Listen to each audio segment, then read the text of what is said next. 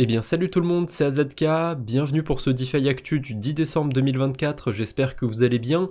On commence par faire un petit point sur la volatilité, on a eu un peu de baisse sur le marché crypto, même beaucoup du côté des alts sur ces 24 voire 48 dernières heures, et là on n'entend plus les gens parler d'alt season étonnamment. Vous êtes où La semaine dernière il y avait beaucoup de vidéos, beaucoup de posts autour de l'alt season. Et d'ailleurs, ça me fait penser que j'avais fait un post sur Twitter, j'avais fait une vidéo où je parlais de tout ça, donc c'est assez marrant de voir ce qui peut se passer en moins d'une semaine. Après, je reste sur mon opinion de l'alt season. On verra si je m'étais planté ou pas dans quelques jours, quelques semaines. Je pense que c'est encore un peu trop tôt pour infirmer ou confirmer l'alt season. J'avais peut-être réagi un peu précipitamment la semaine dernière, mais là, comme je le dis dans mon post, c'est le moment de tester un peu ses convictions. Voilà, sur 24 heures, on peut voir, il y a eu de la baisse sur la plupart des alts. Pas dramatique pour certains. En vrai, quand on prend un peu de recul, si on regarde sur 30 jours typiquement, il y a encore tout dans le vert. Donc ça va, ça me fait pas dire que c'est la catastrophe non plus sur le marché crypto, mais on a eu une petite claque, ça arrive de temps en temps, fallait s'y attendre, et en plus, le marché crypto a la fâcheuse tendance à ne pas être très liquide, donc dès qu'il y a un petit peu de volatilité à la hausse ou à la baisse, ça peut aller assez vite. En parlant de volatilité, j'ai remarqué depuis quelques jours, je sais pas, j'ai eu un déclic comme ça, mais je me dis, les projets, ils peuvent être valorisés à plusieurs milliards, plusieurs centaines de millions de dollars alors qu'il n'y a rien derrière. Et on a de plus en plus de meme coins qui atteignent le top 100 crypto, qui dépassent la barrière des 1 milliard de dollars. Donc certes, on a le dollar qui s'est un peu dévalué depuis les précédents cycles, mais c'est pas non plus si impactant que ça, je pense. On a surtout plus de hype autour du marché crypto, plus de gens qui s'y intéressent et qui sont prêts à s'investir sur des meme coins ou autres. Et c'est intéressant de voir le graphique de CoinGecko qui montre les meme coins qui ont atteint le milliard de dollars et le temps qu'ils ont pris pour atteindre ce milliard de dollars. Voilà, Dogecoin, ça lui a pris 1500 jours. Après, d'un côté, il a été lancé il y a très longtemps, il était très early, entre guillemets, parmi les meme coins, mais comparé à un Peanut qui a pris 11 jours pour atteindre le milliard, ou à un PP qui a pris 19 jours, on voit quand même qu'il y a un sacré écart. Maintenant, on peut littéralement avoir des coins qui ont aucun fondamentaux, qui viennent de nulle part, et qui atteignent 1 milliard de dollars en quelques jours. C'est assez fou, mais bienvenue en bull run, Typiquement, c'est que dans ces phases de marché qu'on va retrouver ça. Après, je suis pas en train de vous vendre les mêmes coins ou quoi que ce soit, qu'il faut absolument s'y investir. Et je l'ai déjà dit dans un précédent DeFi Actu, mais j'aime bien l'idée, donc je vais le repasser ici. Mais dans un an, vous préférez avoir quoi dans votre portefeuille? Des tokens avec des têtes de chien à la con, ou du Bitcoin, de l'Ether, des stablecoins, du Solana ou autre crypto, peu importe. Si vous avez de grosses convictions dans une crypto, pourquoi pas. Moi, je préfère avoir des tokens avec des fondamentaux, dans lesquels j'ai des convictions, plutôt que des meme coins. Après, chacun se fera sa propre opinion, son propre avis. On enchaîne avec un petit point sur les tokenomics. Certes, c'est pas hyper important de s'intéresser aux tokenomics pour l'instant parce que qui dit phase d'euphorie dit que tout peut prendre des valorisations complètement débiles, on vient de le voir avec les meme coins, mais c'est pas quelque chose qu'il faut non plus nier. Faut pas rester dans le déni par rapport aux tokenomics. Il y a certains tokens qui ont une inflation de merde, typiquement le token Aero d'Aerodrome, j'ai calculé sur les 365 derniers jours, il y a eu 342% d'inflation. C'est le problème des tokens de DeFi, c'est des très mauvais tokens à garder pendant un bear market, parce que forcément ils vont suivre le marché et aller à la baisse, et en plus de ça il y a l'inflation qui va enfoncer un peu le clou. Donc je me suis fait un petit outil pour calculer facilement l'inflation d'un token. Sur Aerodrome c'est pas beau à voir, mais je suppose qu'il y a plein de tokens sur lesquels c'est pas beau à voir, et pour la DeFi on a ce côté d'inflation, mais pour les tokens avec des VC derrière, on a une inflation qui ne se fait pas de la même manière. On a des déblocages de tokens, typiquement sur tous les gros layer 1 qui sont sortis, donc Aptos, Sui, Movement, je suppose qu'il y a pas mal de tokens pour les VC, Celestia, d'autres projets qui sont pas forcément des layers 1 mais qui ont plein d'investisseurs. On a Starknet, on a Peace Network, on a Jito, bref je vais pas vous faire toute la liste, mais il y a vraiment plein de tokens qui ont des gros déblocages et ça va arriver cette année en 2025, un petit peu après aussi. Donc ça veut pas dire qu'un token qui a des déblocages ou qui a une grosse inflation, il faut pas du tout s'y intéresser, mais on risque d'avoir de sacrées surprises je pense sur ces altcoins, Ils risquent de moins bien passer leur bear market que certains autres altcoins qui auraient peut-être des tokenomics plus favorables. On enchaîne avec, je crois que j'ai deux petites news Bitcoin maximalistes, donc on a MicroStrategy, est-ce que ça vous étonne, qui a acquis encore 21 500 nouveaux Bitcoins pour une valeur de 2,1 milliards de dollars. Je sais pas d'où ils sortent tous ces milliards MicroStrategy, il y a pas si longtemps ils avaient parlé de lever 42 milliards sur 3 ans, j'ai l'impression qu'ils vont le faire sur cette année en fait, et l'année 2024 elle termine dans une vingtaine de jours. Donc assez fou de voir que MicroStrategy continue d'accumuler des quantités gargantuesques de Bitcoin. Et la deuxième news Bitcoin Maxi, c'est les actionnaires du géant Amazon qui demandent au conseil d'administration d'étudier l'intérêt d'ajouter du Bitcoin à la trésorerie de l'entreprise. Bon, pourquoi pas. Il y a eu aussi Michael Saylor, justement, le gars de chez MicroStrategy, qui a été pitché Bitcoin chez Microsoft. J'ai failli dire chez Amazon, mais non, c'était chez Microsoft. On a de plus en plus d'entreprises, de politiques, de tous les pays qui commencent à parler de Bitcoin, à dire que ça pourrait être bien de faire une réserve stratégique, blablabla. Je me rappelle qu'en 2021, il y a pas mal de monde qui parlait de ça, que le prochain bull run, ça pourrait être celui des gouvernements. Eh ben, ça a l'air quand même d'être le cas, hein. Aux États-Unis, il y a littéralement un gouvernement pro-crypto qui est en train de se construire. Dans plein de pays, on commence à avoir soit des pays qui s'intéressent à Bitcoin, soit des politiques qui essayent d'amener ces idées-là. Enfin, ouais, vraiment, Bitcoin, ça commence à prendre des enjeux gouvernementaux à l'échelle du monde. C'est assez fou à voir. Une petite news qui n'a rien à voir, hein, mais j'avais envie de la passer en début de vidéo. Pour ceux qui se sont beaucoup intéressés à Phantom, vous savez qu'il va y avoir une migration. Phantom, ça va devenir Sonic. A priori, ça arrive la semaine prochaine. Voilà, ils l'ont partagé sur Twitter. Le mainnet ouvre ses portes la prochaine semaine. Hâte de voir ce que ça va donner. J'ai pas du tout farmé du côté du testnet. J'ai peut-être fait un ou deux trucs au tout début quand ça venait d'être lancé, mais vraiment je me suis pas du tout intéressé au testnet de Sonic. Il y a une autre blockchain dont on va parler un petit peu plus loin qui a fait son airdrop et c'était justement sur testnet et c'était hyper intéressant a priori. Un peu déçu d'être passé à côté, mais d'après ce que j'ai vu, ça a demandé quand même beaucoup de temps de faire plein de quêtes à la con. Donc c'est comme ça. Il y en a pour tous les goûts dans le marché crypto. Des fois, ça vaut le coup d'investir beaucoup de temps sur un projet qui est en testnet. Des fois, ça vaut le coup de déposer 1000 balles sur un protocole et de les oublier pendant plusieurs mois. Hein, on va voir aussi un exemple qui est dans ce cas-là. D'ailleurs, par rapport à la migration autour de Sonic, si vous avez des liquidités sur certains protocoles autour de Phantom, je suppose que selon les protocoles, ça va pas se passer de la même manière. Du coup, si jamais vous avez des tokens Equal ou VE Equal ou si vous avez des LP sur Equalizer, allez sur cette petite page de migration. Je sais pas exactement ce qu'il faut faire, je suis pas exposé au protocole, mais vous avez pas beaucoup de temps si vous voulez migrer sur Sonic. Allez, on enchaîne avec les mauvaises nouvelles du jour, il y en a quelques-unes, et on commence par le hack du compte de Cardano. Ouais, la fondation Cardano s'est fait hacker son compte Twitter, et c'était un hack assez rocambolesque. Au début, ils ont fait des posts pour dire que la SEC avait attaqué Cardano et que le token Cardano, il allait être arrêté, quelque chose comme ça. Donc forcément, ça a fait beaucoup parler, je pense que c'était le but des hackers. Et ensuite, ils ont glissé une sorte de nouveau token. J'ai pas suivi exactement ce qui s'était passé, mais voilà. Ils ont essayé de mettre en avant une arnaque. Je suppose qu'il y a quelques personnes qui sont tombées dedans, malheureusement. Mais c'était assez sophistiqué. Alors quand on a l'habitude de regarder les actualités sur le marché crypto comme moi, j'ai tout de suite capté que c'était fake. Dans le fait quand même qu'il y a un projet qui est dans le top 10 qui dit que le token va être arrêté du jour au lendemain, c'est un peu trop gros, c'est pas passé pour moi, donc j'avais tout de suite relayé le truc en disant que c'était sûr que c'était un hack, et j'en ai même profité pour immortaliser le truc parce que c'était sûr que ça allait être supprimé. Donc le post que j'avais capturé, il disait que le trading du token Cardano allait être arrêté sur toutes les plateformes à la date du 9 décembre 2024. Bon, c'est le DeFi Actu du 10 décembre, actuellement le token Cardano il est encore listé partout, donc ça va, ça se passe plutôt bien, tous les tokens ADA vont être brûlés, donc voilà, le but c'était de créer un petit peu de FOMO chez les noobs, typiquement c'est eux qui sont visés, je sais pas exactement comment ça s'est passé, je suppose que ils ont dû demander aux gens de donner leur token Cardano à telle adresse pour recevoir des sortes de nouveaux Cardano ou je ne sais quoi. On a aussi eu un gros cas de phishing, donc le phishing c'est quand vous cliquez sur un lien qui vous redirige vers un faux site et souvent vous allez vous faire drainer votre portefeuille. Eh bien il y a quelqu'un qui s'est fait drainer plus de 2 millions de dollars, donc c'est un bon rappel pour vous dire de faire attention, surtout sur mobile, parce que sur PC on a des outils, j'en parle assez souvent, Pocket Universe, Scam Sniffer et compagnie. Si vous utilisez ces extensions, si vous utilisez un wallet Rabi, vous êtes couvert contre 99% des risques sur la DeFi, bah ces outils sont pas aussi développés sur mobile. Donc faites attention, soyez d'autant plus vigilants quand vous êtes sur mobile.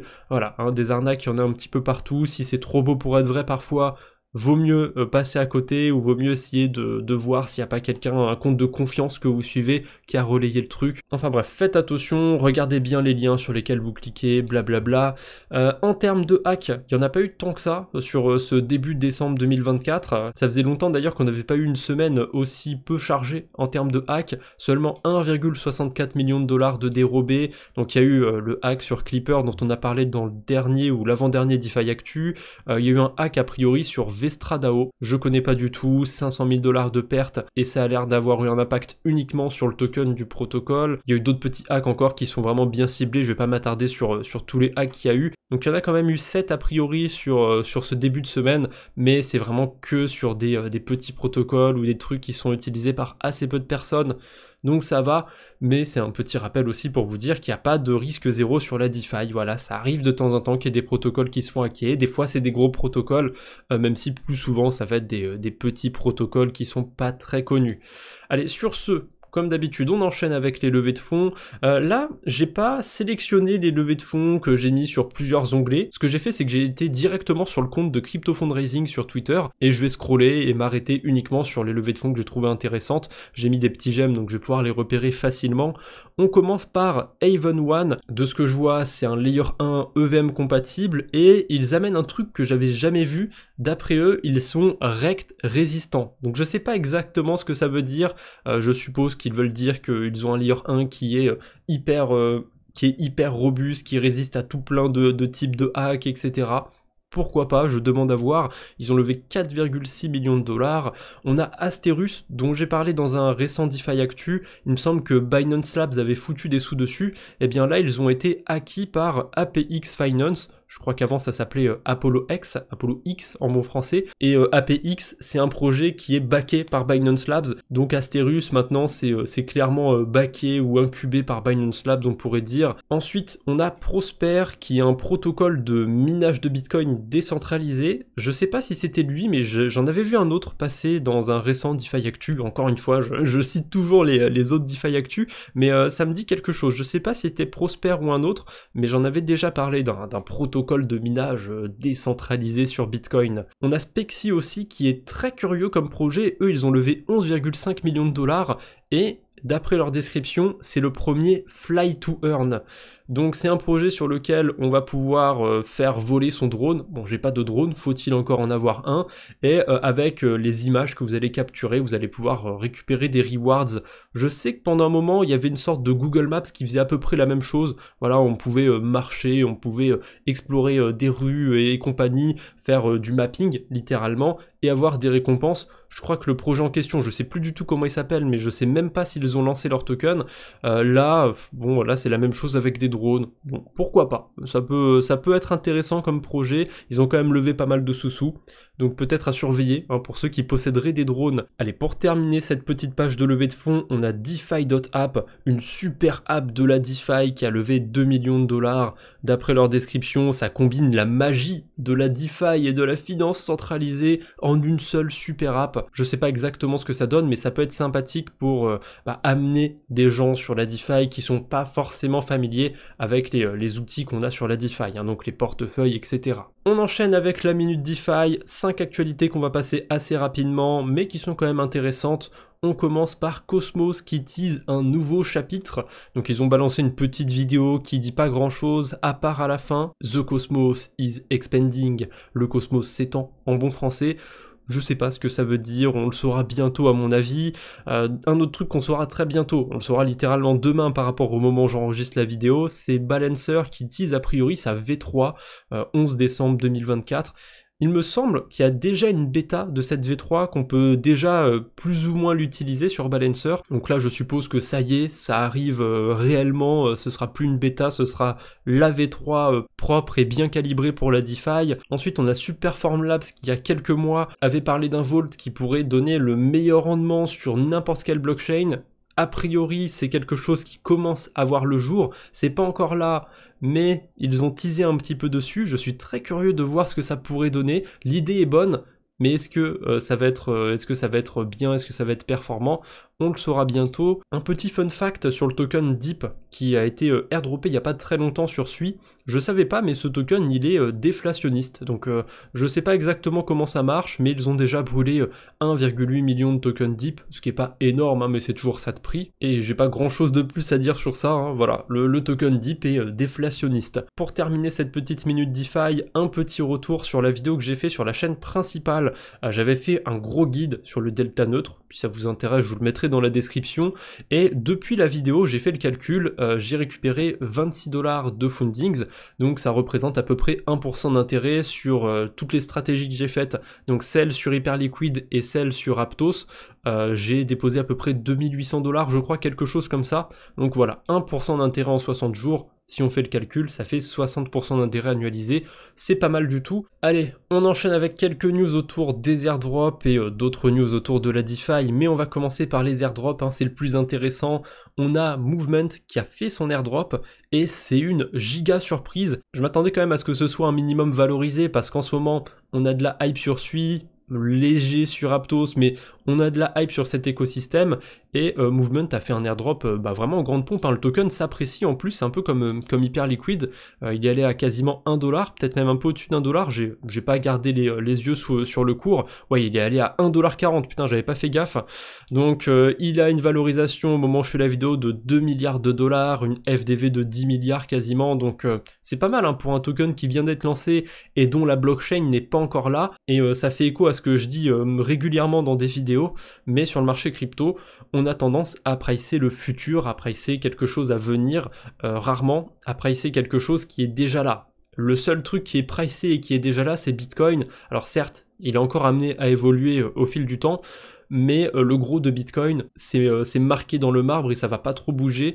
alors que des projets comme Movement, des projets comme Ethereum, comme Solana ou quoi que ce soit, ils sont encore en plein développement.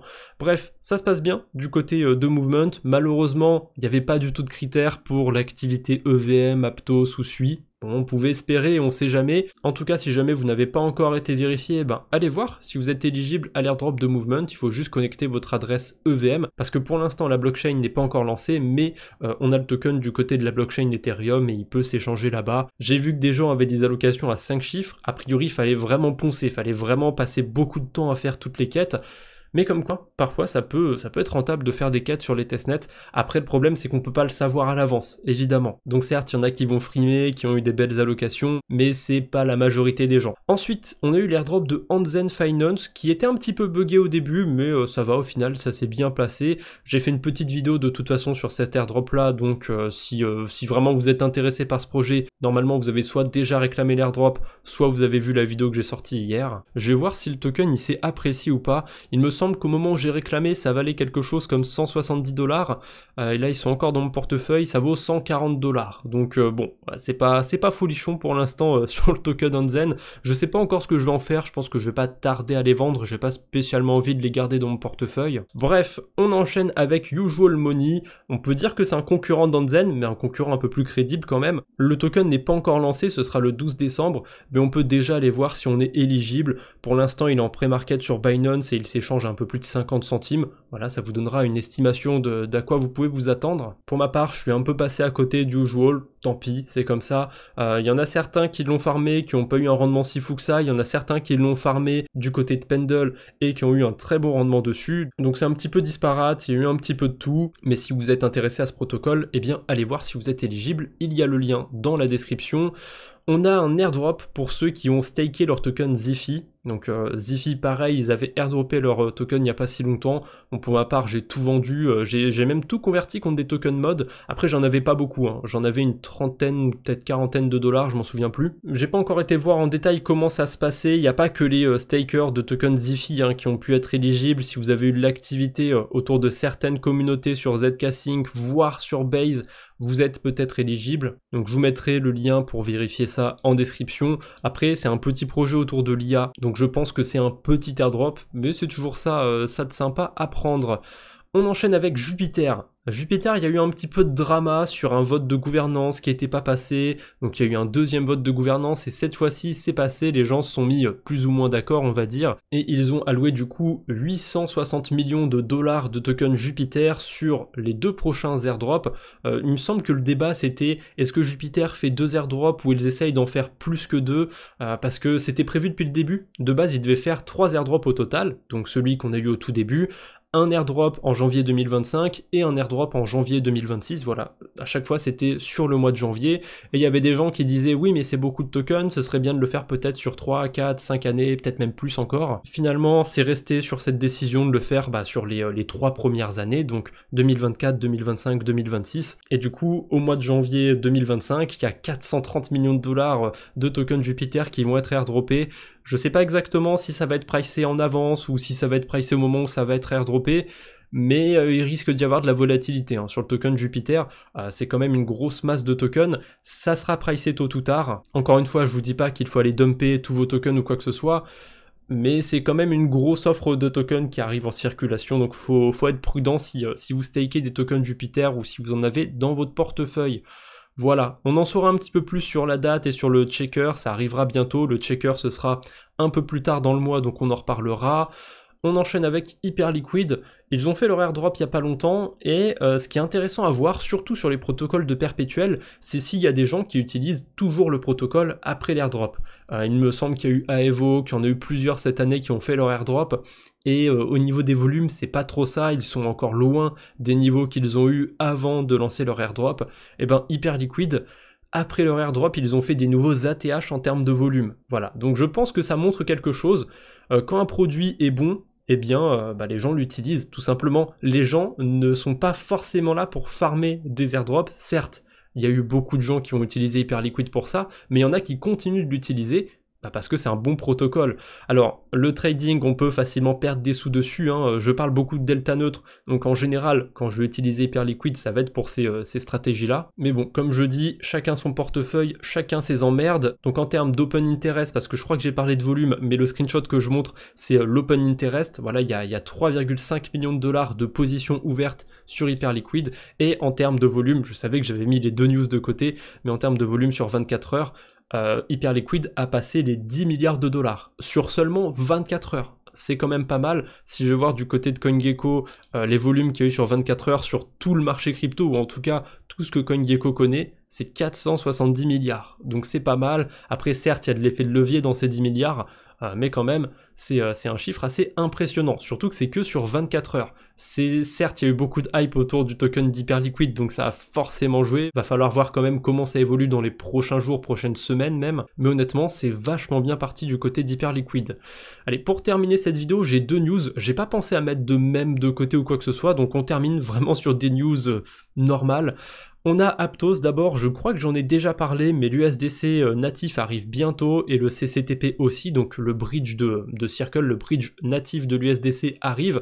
Et ce qui est assez ironique, c'est que je suis persuadé que ça va arriver avant sur Aptos, alors que l'USDC natif est déjà là sur Sui, et on n'a toujours pas de bridge pour échanger des USDC entre Sui et les autres blockchains. C'est un peu scandaleux ça.